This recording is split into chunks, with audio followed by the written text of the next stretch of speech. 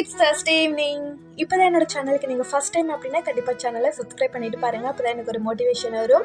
டின்னருக்கு பார்த்தீங்கன்னா சப்பாத்தி வெஜ் குருமா இது ரெண்டும் தான் வந்துட்டு பிளான் பண்ணியிருந்தேன். ஸோ வந்துட்டு வெஜ் குருமா நார்மலாக செய்கிற மாதிரி தான் என்ன ஹோல் ஸ்பைசஸ் எல்லாமே சேர்த்து 2 மீடியம் சைஸ் வெங்காயம் கட் பண்ணி சேர்த்துருக்கேன். 2 பச்சை மிளகா சேர்த்து நல்லா வதங்கினதுக்கப்புறமா 2 மீடியம் சைஸ் தக்காளி, கொஞ்சமாக உப்பு, புதினா எல்லாம் சேர்த்து நல்லா வதக்கி விட்டுட்டு 1 ஸ்பூன் அளவுக்கு இஞ்சி பூண்டு சேர்த்துட்டு நல்லா வதக்கிட்டுக்கலாம்.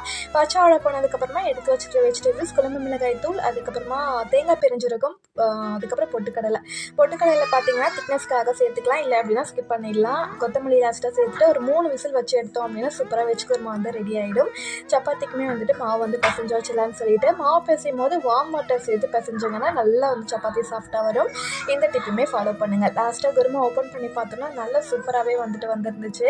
வீடியோ பிடிச்சிருந்தா கண்டிப்பாக லைக் பண்ணிவிட்டு சப்ஸ்கிரைப் பண்ணிக்கோங்க. நிறைய பேர் சேனலை சப்ஸ்கிரைப் பண்ணாமே பார்த்துட்ருக்கீங்க. நெக்ஸ்ட் வீடியோவில் பார்க்கலாம். அது வரைக்கும் பாய்.